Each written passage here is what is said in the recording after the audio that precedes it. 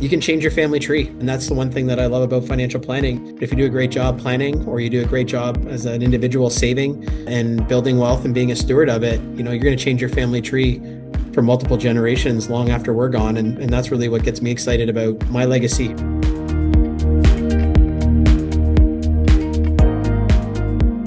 Welcome to The Endgame by ClearEstate, life's final chapter discussed openly. I'm Davide. In these conversations, we get real about estates, legacies, systems, technology.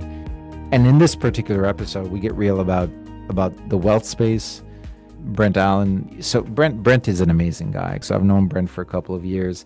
He's an observer on the board of ClearEstate. He's, throughout the time that I've known him, have risen through the ranks at IG Wealth, an amazing organization, by the way. And I mean this in the sense of there's very few financial players in the market where, so I've sat through some of their annual conferences and some of their meetings, and they're really values driven. And it's rare to sit through a corporate Canada a meeting and really have a sense of an organization that is truly believing what they're saying.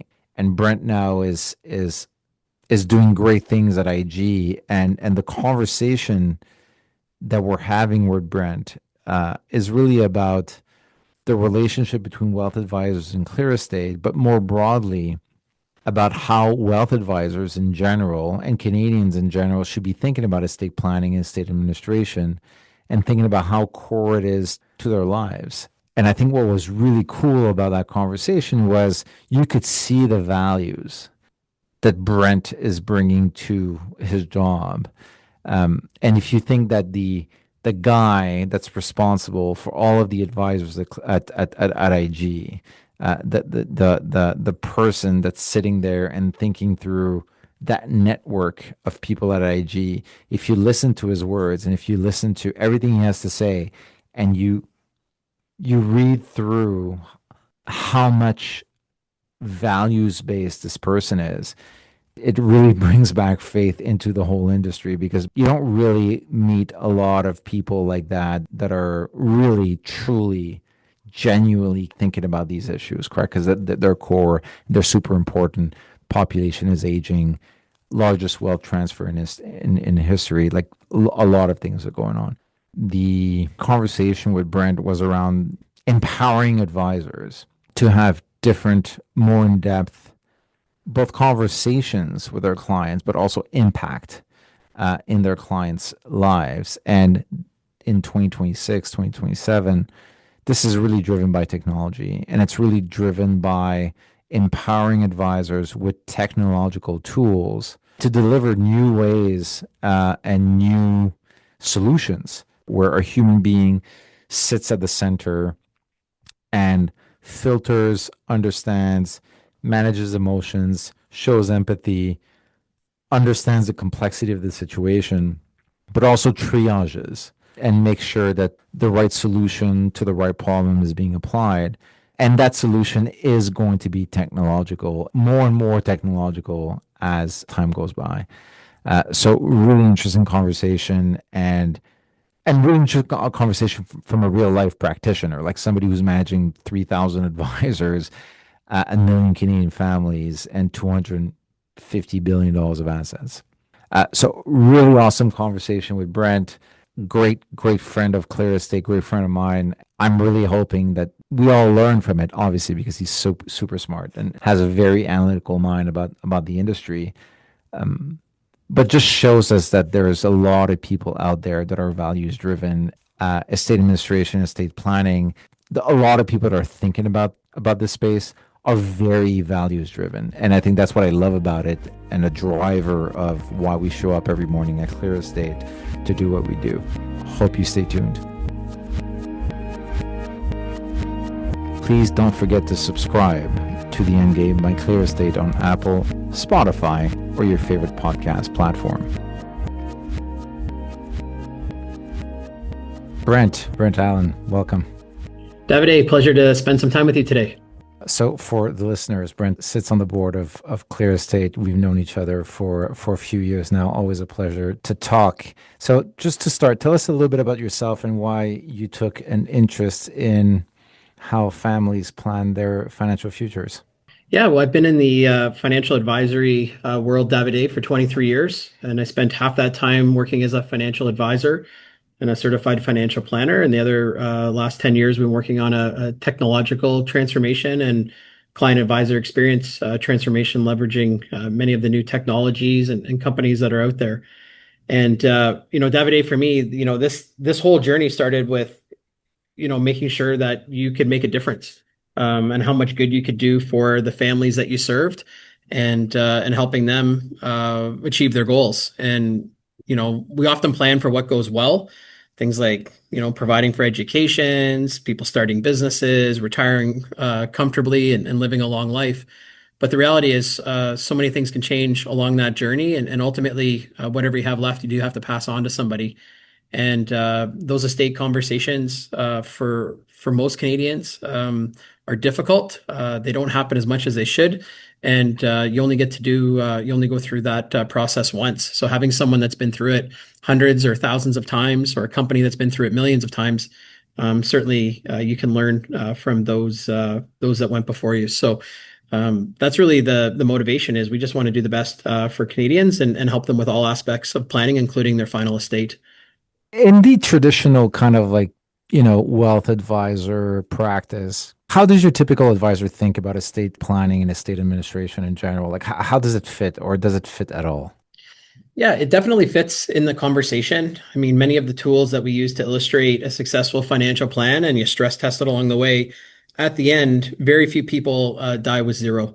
At least when you have a wealth manager or a planner that you're working with. And so you inevitably have to answer the question, what do you want to have happen to the rest of your assets?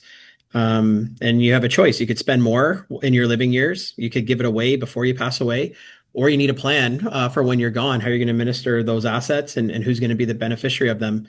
And it may be your immediate family or grandchildren. It may be the community that you served, and you want to make some donations.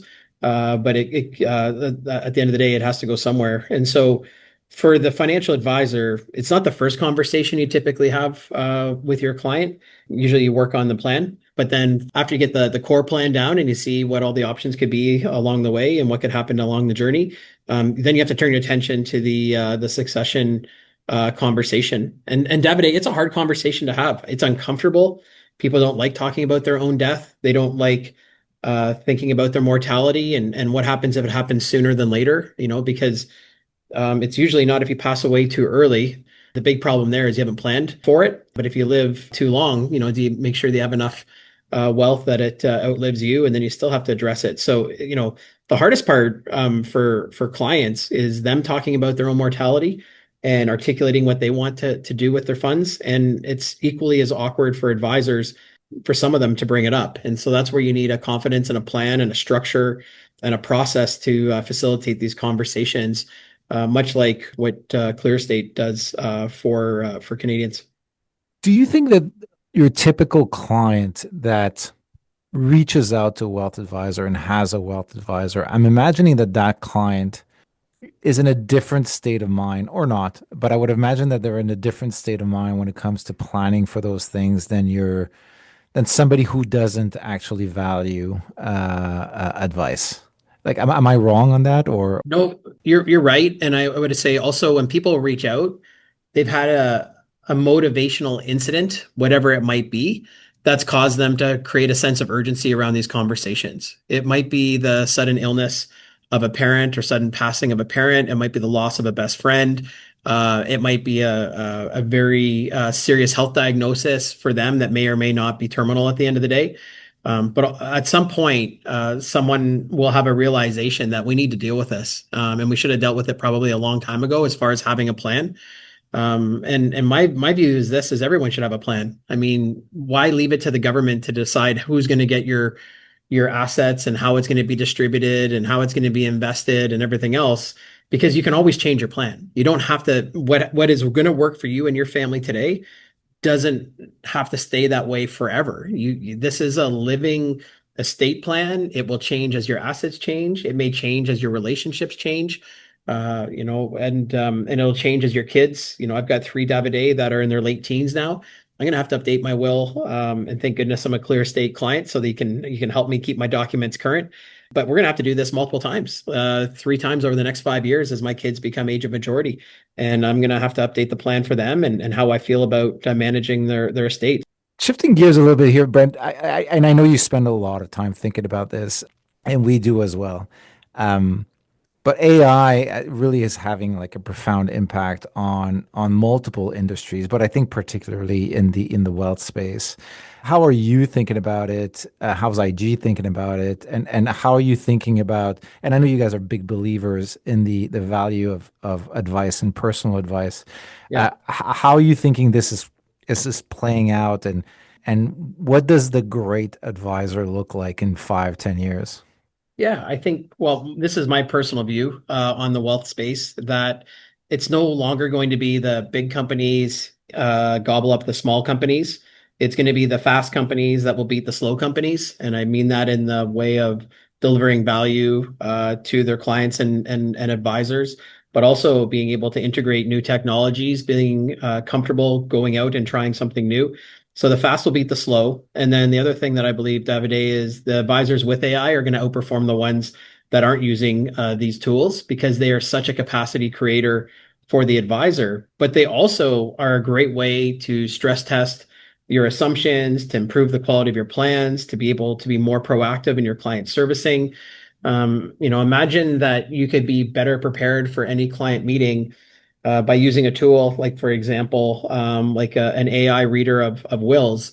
Yeah. If you've put thousands of wills through a model, obviously anonymized, but what good looks like, very quickly you can zero in on the opportunities that you should be discussing with your clients, missed opportunities that should be there that aren't, things that are unclear, ways to simplify. And you can't do that if you were doing it traditionally, where you just open up a document, get a coffee, and then spend the next 2.5 hours reading through it and making notes. Like, you're just going to get to a much more fruitful but total discussion by using the new technology. So we're a big fan of embracing the new technologies that are out there for things like AI, because the future advisor will be advisors with technology, and you need that human intelligence. It's those three components that are going to really differentiate one advisor from another in the future, is our belief. I mean, obviously, it depends on the client and the advisor, but where does the core value add come from the advisor? Like, where do they truly change Yeah. something for the client? And I mean, for me, it's clear for clear estate where most people don't, as you pointed out, most people don't naturally think about estate administration or estate planning. They don't like to think about it. And I think having a fellow human kind of like think Yeah. it through with them is useful.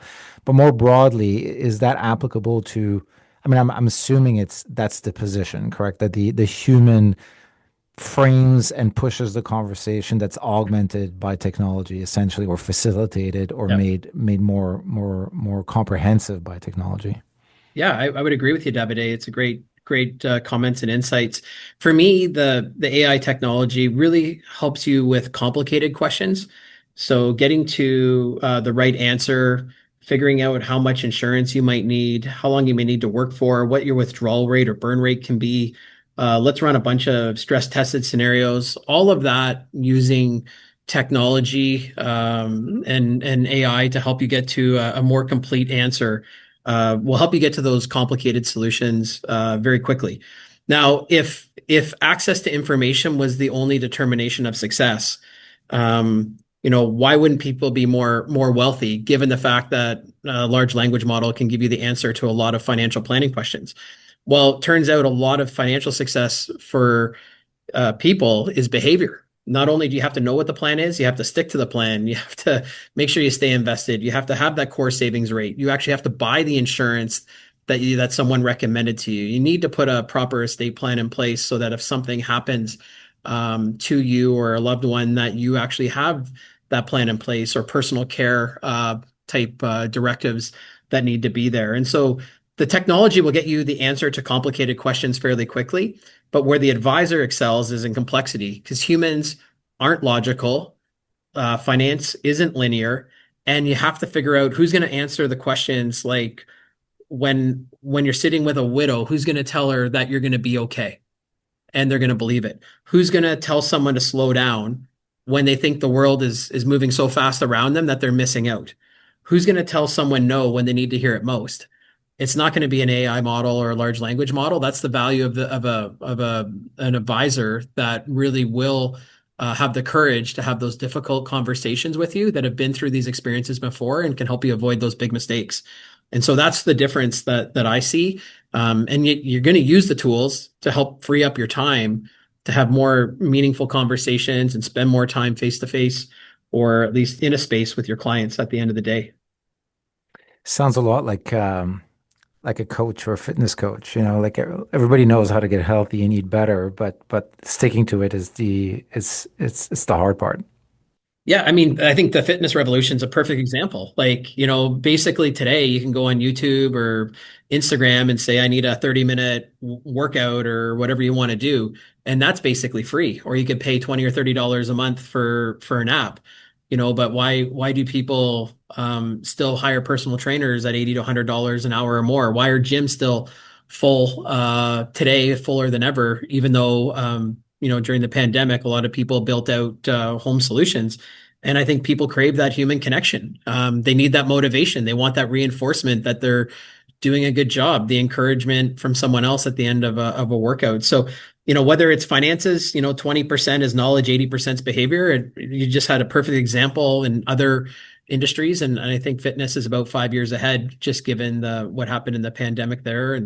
And some of the virtual fitness options that came out is a good indication of where personal finance can go. But access to information is a small part of the solution. It really is about sticking to the plan. And you're in contact with a lot of wealth advisors. I mean, obviously there's change management there that needs to happen on, not just on the client side, but also on the advisory side. What are the great ones doing and what are the less great ones doing or not doing? Yeah, the great advisors set up the expectation early when you're taking on a new relationship that we're going to look at your entire aspect of your financial plan. We're going to start out with expectations for you and I as an advisor through a letter of understanding. We're then going to find out what you're currently doing today to help you achieve your goals, which means we have to define them up front. From there, we'll build the plan if everything goes well, and we'll look at the different variables that could impact it at the end of the day to help you achieve your goals as you set them out. And then we're going to start to talk about what happens if things don't go the way as expected. So we'll talk about your risk management plan, make sure you have the right types of coverage in place at the end of the day to that you and your family, if something bad happened, could stay in the family home. The education plans would stay on track. If you had a business, you wouldn't have to sell it at a fire sale price. And then you have to talk about your final estate, and the good advisors position that up front. So when you get to that conversation, it's not a surprise. It's a natural conclusion of the financial planning conversation. And what I hope to tell our advisors is by the time that you actually meet with the person that's going to prepare your estate documents, I want you to know the answers to most of the questions they're going to ask you. So one, you don't have to spend as much time in that space thinking about all the things that could be as part of your legacy, but also financially, it can make a big difference too, because you're well prepared for those meetings and you're not burning potential hours, or you're just, working through the process a lot more efficiently, like in the case of, document preparation and planning support with ClearEstate. And so, you need an advisor that's not passive, but active in these conversations. And we know what the questions are, whether how you want to leave your wealth. Do you want to leave it in stages? Is it all going to be equal? What are the children's relationships like? Are there any organizations you want to leave things to? Do you want to be buried or cremated, or do you have some other preferences? Do you have anything to do, with planning your final wishes and any types of service questions? These are terribly uncomfortable questions, but if you can ask them in a way, because to me, I would often say, Davide, is it more uncomfortable for me to ask you what you would want to happen? Do you want to be, say, buried or cremated when you're put to rest? Or how would you feel if your loved one had no guidance on this and something happened and now they have to make that decision and they don't know what your wishes are? Or the guilt that you may leave with them. That's not fair either. So we're going to have that conversation. So the excellent advisors will do two things. They'll do the setup on the will planning and estate planning so that your team and the people in the industry here that are creating wills and other documents can be well prepared to execute them. And the second thing they do is they would set up when the right time is family meetings so that you can actually talk to that next generation about wealth. And that doesn't happen enough because it's a values-based conversation of what people should do with it.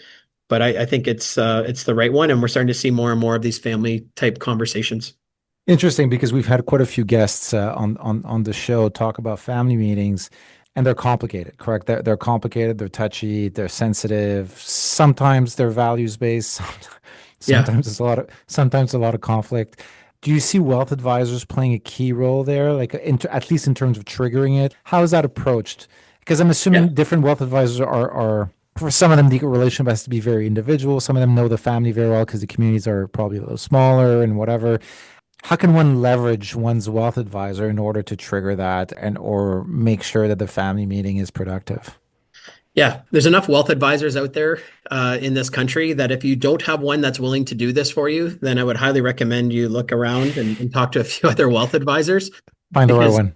I can't think of a more important conversation that you're going to have with somebody than what do you want to do when you're gone.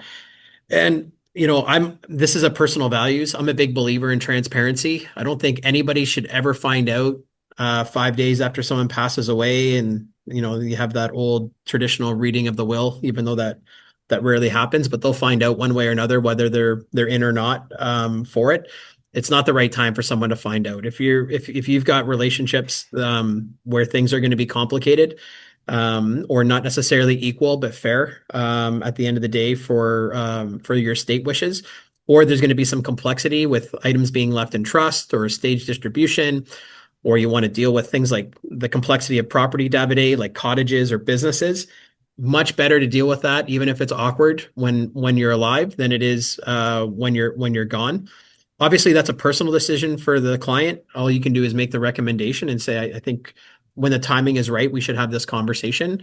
And then you set up the discussion accordingly, depending on their wishes. But a good wealth advisor be able to facilitate it, and it does build trust with most of the beneficiaries at the end of the day because they know that you're comfortable being direct, but also with the transparency that comes with it.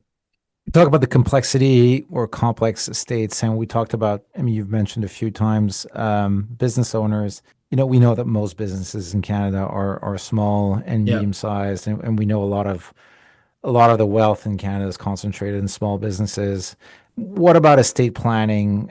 What's the complexity around estate planning in small business that you've encountered, or you think wealth advisors encounter, and are most entrepreneurs ready to have that conversation, or is this a tough one for them? Yeah, there's well, a few things here. Over 97% of businesses in this country would be in that small to medium-sized enterprise, under $100 million of revenue, and they're the lifeblood of this country for employment and also a lot of innovation occurs in that space.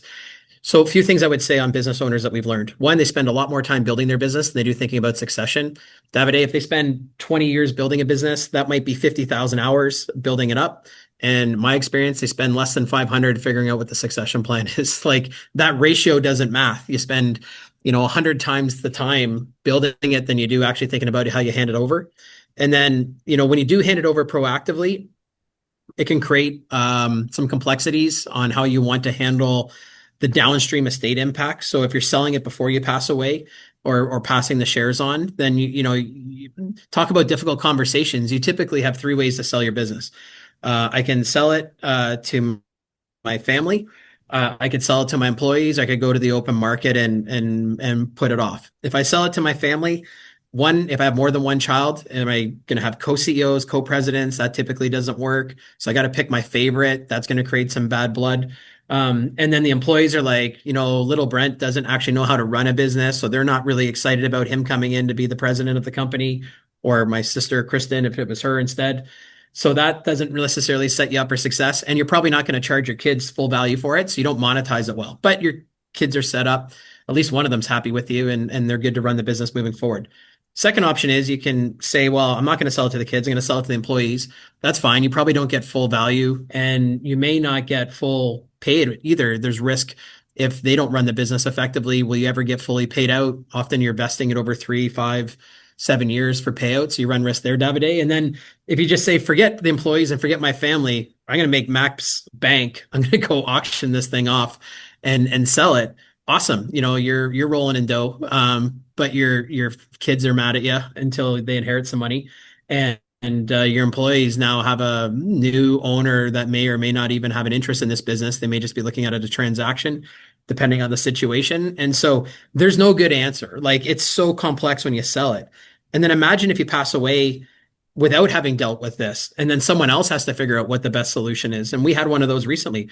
Principal passed away and his estate was left to four of his children, and now they all own a quarter of the business. And we ended up having to make the recommendation you should probably hire an interim CEO to facilitate keeping this thing going because no one was really qualified for it, get it valued and figure out how to monetize it. It is incredibly awkward situation here. And it's about a $10 million business, Davide. So, it doesn't take much for that to go to zero if it falls apart in the next 12 months. So Of course. there's big risk there. So yeah, business owners I love that work because it's really interesting, but you can't be passive as an advisor or a business owner. You need to have a personal estate plan and you need a business, I'll call it estate plan as well to make sure that you've got everything taken care of. And is there a natural point in time where, I mean, apart from tragedy happening, but is there a natural point in time where owners are more receptive to that conversation? Like, is there something, or is it a forced conversation no matter what? Well, in most of the small to medium-sized businesses, there's two things. One, about 80% of their wealth is typically tied up in their business until they have that liquidity event. They're very good at reinvesting in the business, investing for growth, expansion, all of that. And so it's often that liquidity event that occurs at some point when they decide to move on to that next phase of life that will get them thinking about this. But the other time, Davide, is once they actually start piling up retained earnings in the company and they no longer have the same sense of urgency, or even just they haven't identified an opportunity to reinvest those funds faster than they can make them. And at that point, once they start seeing residual wealth building up here that they know they need to deal with, that often then starts to kickstart the conversations on, okay, we can tangibly feel the wealth now, not just net worth on the paper, but actually see the dollars. We should be dealing with these more proactively, and often find that's when those conversations come to a head. Otherwise, you try to have the conversations about making sure you have the right buy-sell agreements in place, key person insurance for things like disabilities or critical illness. And the challenge for us, I used to say to people, Davide, I had 200 families that I worked with at the time. I'd say, it's most likely this year everything's going to be fine for you and your family. But unfortunately, with 200 families, I'm going to get a phone call and someone's Yeah. going to get cancer, someone's going to have a heart attack, someone's going to have a stroke, someone's going to pass away unexpectedly. And it's most likely not you, but out of 200, I can almost statistically say it's going It's to going to happen. happen. Yeah. Yeah. So you have to plan for it. That would I say. The only way I can sleep at night is to make sure we ask. My job's to make the offer and say we should do this. It's up to my clients and Canadians to say yes. We need to go through this process together.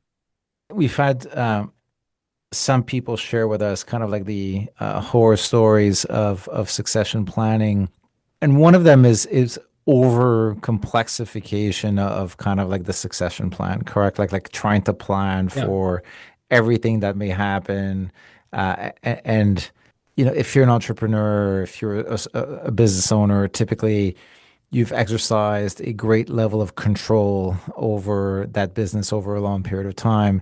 And sometimes there's a tendency to want to continue to control beyond the grave. Yes. Have you seen that? And what are your thoughts? And do you have anecdotes to share with us? For sure. I've seen many situations of this. We had what I would call a typical Canadian pass away, paid for a house, 800,000 left of residual assets. And this individual that we got involved with here to help them settle their affairs had left eight small trusts to their grandchildren, which is a great legacy for this person to do and a very kind gesture. But they were formal trusts, Davide, with 18 years, 21 years, 25 years, and a bunch of different rules around it here. And then to set those up, at 50,000 a piece, and then have to file a return and just pay out the interest and kind of track all that. At the end of the day, is that the easiest way to really make your wishes known for them, or was there other ways to manage it? So, scale matters, I would say. You don't want to have too much complexity for smaller dollar amounts. So you should be really thoughtful about that. I often find when you start to skip generations, it makes things more complex. So in that case, you could have left it to the three children if you trust them and say, as an example, I'd like you to set this aside for them and use it towards a school or down payment for a house or further good, whatever you want to call it. I get contractually, it's not the same as having a legal document for a Yeah. trust, but from the complexity side of things, you have to decide what are you willing to live with some uncertainty for your state. So you should think about that. But I often find when people try to skip multiple generations and my kids get this and my grandkids get this. The other day we were talking to someone and they were planning their will, Davide, and I mentioned the comment to them. I just said, you can give the money before you pass away. Everything was contingent on when you die. And I said, based on your plan here, you're going to have $4 million by the time you're 80, 85. Even if you're burning 20K a month, you're not going to spend it all. Like, have you thought about what happens when they buy their home, get married, whatever? Would you think about giving gifts at that point? Not everyone's going to get at the same time, but you can always equalize that out later if you want. And we can even set those counts up aside today, just so you kind of know that that money's set aside and you can Yeah. feel comfortable. Yeah, I didn't even think about pre-gifting. So I'm starting to see a lot of that, especially with housing prices, Davide, people thinking about, is it better to see the benefits of my gift than to leave it when I'm death? And then Davide, I had one, my personal anecdote, my unfortunately lost my father last year. And he had told me that he had his plans on the desktop of his computer and he had a file. He said that's called funeral. And in there will be everything that you likely need to know. And he passed away sooner than expected, unfortunately. And when we went into that computer, I found the file, Davide, but when I double clicked on it and opened, it was one of the worst moments because it was empty. It was literally three Mm. blinking cursors, dot, dot, dot, nothing there. And I'm not saying that to, for the listeners here, but just, having experienced something like that, when something's planned or you think it's planned and then it's not, it's a very emotional moment, as you can imagine. So, the whole point is there's too many stories out there where these things could have been had different outcomes, but you do have to make time and space for those planning conversations. And then, David, I would say this, you only do it once. So you want to partner with someone that this is their core business. And like ClearEstate is a good example. This is all that you and your team do. Like having that guided conversation to pick up on the little things, to suggest, other people have done it this way. Have you thought about that? You're unlikely to get it right on your own. So you do work with a professional because it's a small investment to get a great outcome. I mean, we have so many of those stories. And I mean, so yours is very vivid. The three dots and the cursor and the empty file, terrible. But in the range of bad things, the death of a loved one and an unplanned estate or an unplanned, and it's not so much the estate, but as you said earlier, the lack of knowledge, the lack of transparency, not knowing what the wishes were, that can be devastating for the family and for the loved ones. What do you think is particular about high net worths when it comes to, in general, when it comes to wealth planning, and but in particular when it comes to estates? Is there something? So first of all, if you're an advisor, where do you draw the line between just well off and high net worth, and what are the kinds of considerations? And I think we can all learn from them. But what are the kinds of considerations that a high net worth individual or families have that can be educational for everybody else? Yes. Well, I look at really two bands, Davide. I look at the 1 to 5 million range as mass affluent millionaires, is what I would call them. Um, they have wealth, but they don't necessarily feel wealthy. And then you have 5 million plus, which I would say you're wealthy. And the big difference there is when you have 5 million or more of liquid assets, you can reasonably assume that you have enough that you could live a comfortable life for the rest of your life on a reasonable withdrawal rate and be able to be very comfortable. However, when you're in the 1 to 5 million range, you're very prudent on spending, because there's no way typically to refill that bucket unless if you Hmm. expect to get an inheritance or something along the way. And you have to be very prudent. You have to be invested in your plan, meaning like participate in the meetings, watch what's happening, because I often find people underlive in that 1 to 5 million range because they're so worried about running out of money. When you have 1 to 5 million, you're not worried about rate of return. You're worried about capital preservation, Yeah. getting that reasonable, sensible return on your dollars so that you can make sure that you live the retirement that you're looking for. And so, there will often always be assets left over, whether it's fixed assets that get monetized like a home or a cottage, possibly the residual business shares if you still own a portion of it, or you would have some of your liquid assets left over. And so for those estate plans, they're very practical in the mass affluent millionaires because, they reasonably expect to consume a fair amount of their dollars over their retirement if they live long. The second thing I'm seeing with them too is healthcare costs. Davide, they're very concerned about the cost to be in an assisted living. Few people want to go into what I would traditionally call a long-term care facility if it's avoidable. But if Yeah. you're in assisted living, might be an apartment with nursing. Typically has a cafeteria with 21 meals a week and some type of entertainment, hairdressing. You're looking at $10,000 a month in some cases for Hmm. that. So it doesn't take long to start burning through cash. If you have two people in there, you could be 15,000 a month. But we're seeing a lot more people say, I would prefer that to my lifestyle than if I was, just on my own without any options. And so, long-term care, end of life, because this could go on for on average about 3 years, often when you enter those homes. But some people are there a lot longer in assisted living. So that's that one. On the 5 million plus, when you're wealthy, those conversations really are about what do I want that wealth to do for that next generation? And it gets back to the whether you're trying to control too much from the grave, which can be a challenge. And that's why the values conversation is so important. That this is how we treat money. This is the respect. Your job is to be a good steward of it and do good with it. Can't guarantee that's going to happen at the end of the day, unless you put a whole bunch of controls on it. But you can certainly influence that if you're willing to have open conversations. And you don't have to necessarily say dollar values at the time. Your children don't need to know, but they need to know what your expectations are along the way and what, would make you proud that they would do with those funds. So to me, there is a big difference depending on your where wealth band, what is most important. One thing that crossed my mind is in that $5 million and above range. Your client would be surrounded by multiple advisors, correct? Like you will have Yes. the wealth advisor, but you'll have the accountant, and you probably have the lawyer, and then you have the brother-in-law, and then you have the former business associate, and you have probably the doctor and a few other people. Is this a question of the loudest voice or the latest advice, or is this a function of the relationship you've developed through the lifetime of that individual? How does a great advisor kind of like get their voice heard across all of that? Yeah. The really good advisors work with all your other professionals that would be part of your sphere of life. So whether you have an accountant or a separate lawyer that helps you with certain dealings, so it could be a private banker. There's enough business out there, Davide, for all of us that you don't have to have 100% of everything at the end of the day, but you do need to consider 100% of the factors.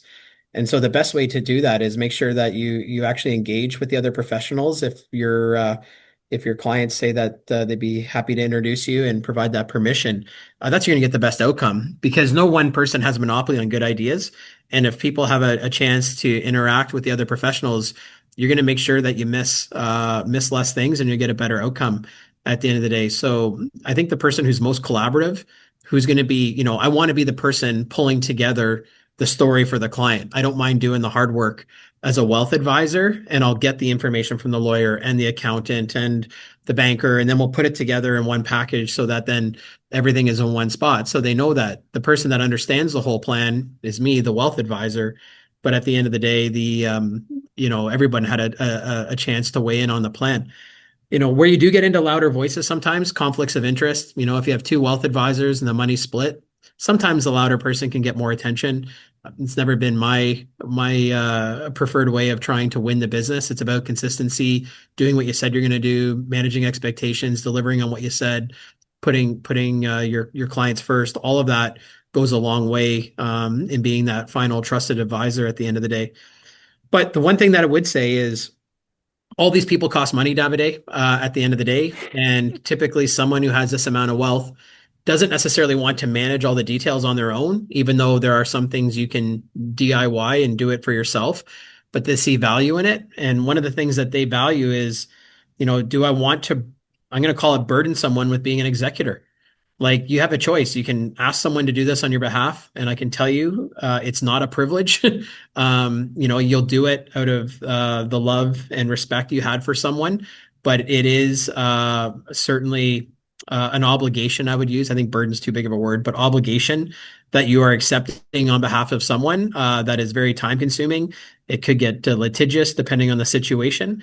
And a lot of higher net worth don't want to put that on their children or family friend or someone that's going to do this. So professional executor services, we're seeing more and more interest in that, Davide, and I think that's something that you're sensing as well. I'd like to get your thoughts on what you're seeing. But assigning someone to settle the estate, because if you've done it hundreds or thousands of times over, you're going to just get it right faster. And at the same time, the distribution or ongoing management of it, we're seeing a lot more interest in that too. What could be ongoing trust services or power of attorney services if someone falls ill, you don't need to put that on a loved one. So that's what I'm seeing. I don't know. I mean, We're obviously seeing the same thing, and I think there's so one piece is education, correct? So people are getting a little bit more aware, and as people see the complexity of estate management and administration around them, it kind of makes them aware of the fact that, to your point, it's not a gift, correct? It's an obligation and it's not fun. And if there's a way of alleviating that burden by appointing a professional there, I think that's clearly kind of like an educational piece and something that's a little bit more part of the open conversation. I also think that there's fundamental drivers of complexity that make professional executorship more part of the toolkit at this point. And we're talking, reconstituted families. We're talking about the fact that kids don't necessarily live in the same location as the parents. We're talking about reconstituted families within the kids' families themselves. We're talking about life that's prolonged, even in children that probably a few generations ago would have passed away earlier if they had some disabilities, for example. And so if you take a lot of that complexity put together, it means that estate planning and administration over a long period of time is actually more part of what we need to think about, just because it's more complicated. It's complex relationships, complex family dynamics, and various lifespans that can cross each other and create difficulties. And for all of that, appointing a professional executor is just a solution where it just removes the family element to all of that and just puts a professional manager on top of the decision making and the distributions and so on and so forth. Now, the usage, I'm seeing the usage of trusts going up as well, testamentary trusts. yep. I don't know if it's a question of control over time, or just, again, because of that complexity, people want to shield or protect part of the capital from some of these family dynamics. But we're seeing an uptake in the usage of testamentary trust in order to achieve some of the goals. To your point earlier, sometimes it's a bit crazy, and people are like creating micro trusts and kind of extending that beyond the grave control. But it is something that we're seeing more and more. And again, there's a lot of factors there, but clearly, typically in Canada, we had a very low usage of professional executorships and trusts. If you compare it to other jurisdictions like the UK or I mean, the US is very different because for tax reasons, trusts are much more prevalent in the U.S. But if you look at similar jurisdictions like the UK, Australia, or South Africa, for example, the usage of trusts and the usage of professional executorship was very low. I mean, the most people did was appoint their lawyer brother-in-law, and that was kind of like using a professional. I'm more part of that conversation, ClearEstate, obviously, and part of that trying to move the market. But there's clearly something fundamental about Canada or about Canadian society that's pushing people towards, thinking about those solutions a lot more than they did 10 years ago. Well, I think that complexity that you highlight, whether it's blended families or private company shares that may be retained for part of the family to generate income, people have vacation properties, cottages or what have you. And then they're not always in Canada anymore. Up until a few years ago, there's a lot of purchases happening down in Florida And and yeah, in our the West US, Coast yeah. friends in Phoenix, Arizona, and other places there too, people trying to get warm. And so you've got that complexity of it. And then we haven't even talked really about giving, but as far as philanthropic goals for people to the communities that they serve, or organizations that they're passionate about.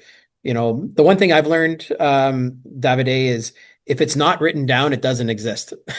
So don't assume that people know what you want to have happen. And if you're concerned about it, or that makes you uncomfortable, you got to get written down. And the more that you want to be specific, then you can be as specific as you want. And I've seen very, very complex wills getting down to the real nitty gritty, like which kids getting the aeroplan points, which seems ridiculous. But okay, they got to go somewhere, I guess. Maybe they don't, maybe they expire. But if it's not written down, it doesn't exist. And so, you need a plan for your legacy, because the last thing you want is your children or whoever you're leaving it to, could be siblings or a spouse or whatever. And there are great ways to protect individuals with trusts, whether it's people on your family with special needs, and you want to make sure that they're well cared for their life, and setting up things like Henson trusts. If you want to protect a spouse with a spousal trust for the rest of their life, especially if you pass early and things, but your children will still be able to benefit from it.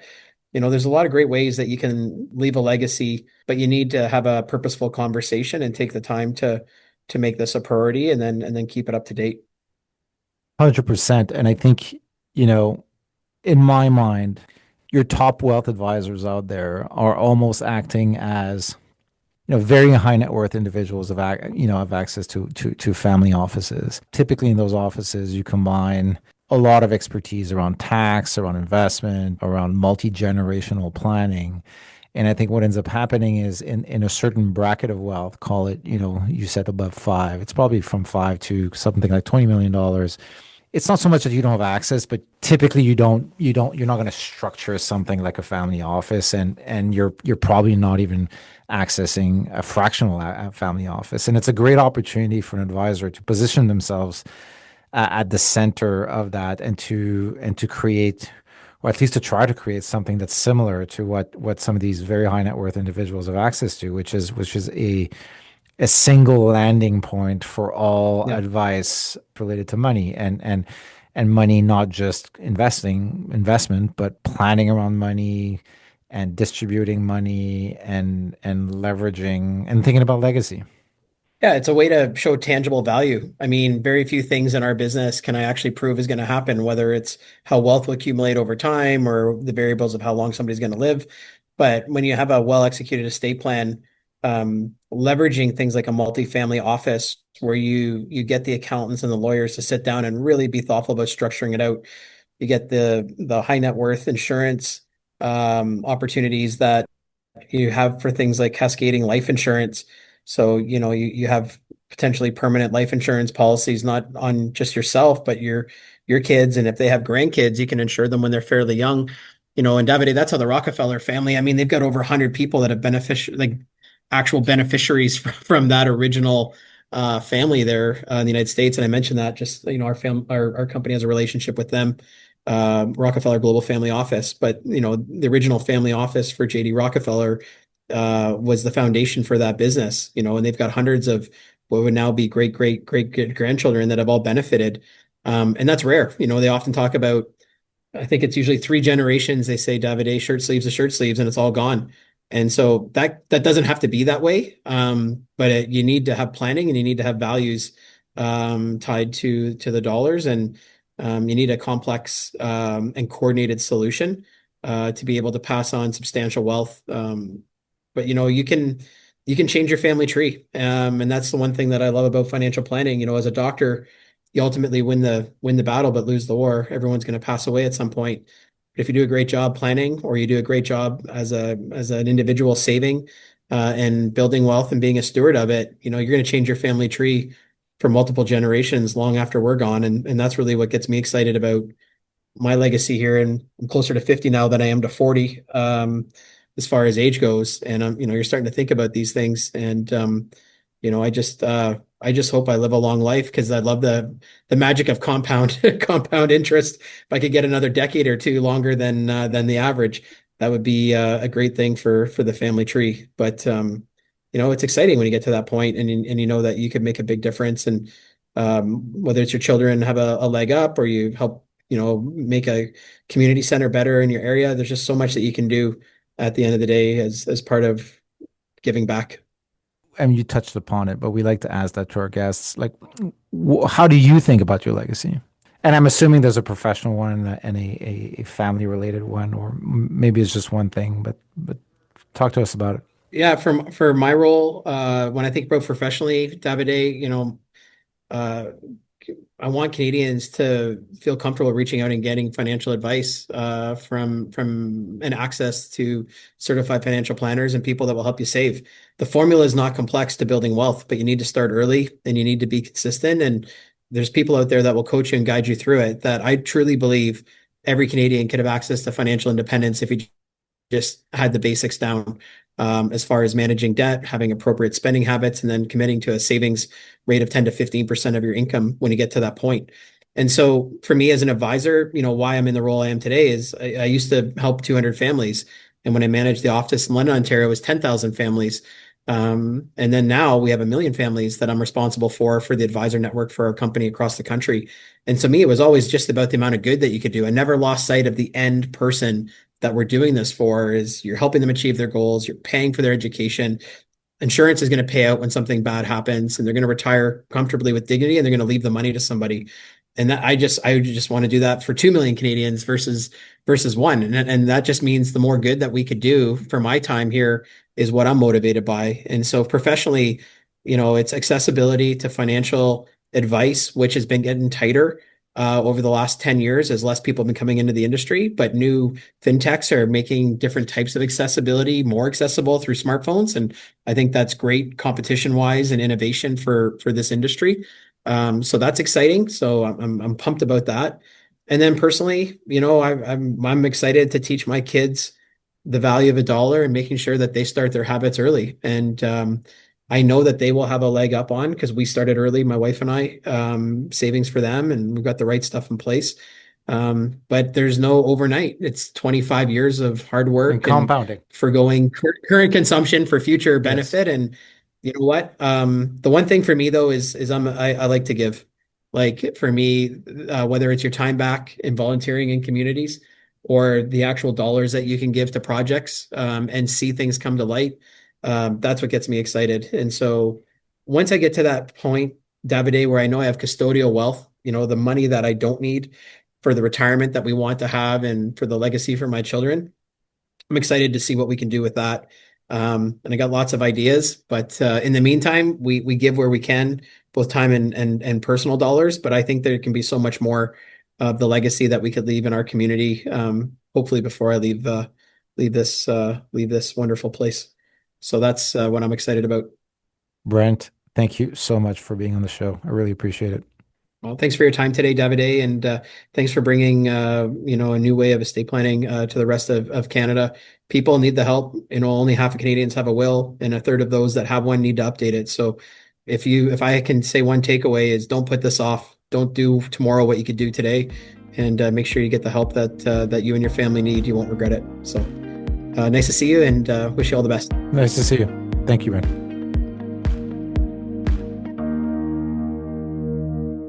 ThinkBait. TNKR Media. Good talk.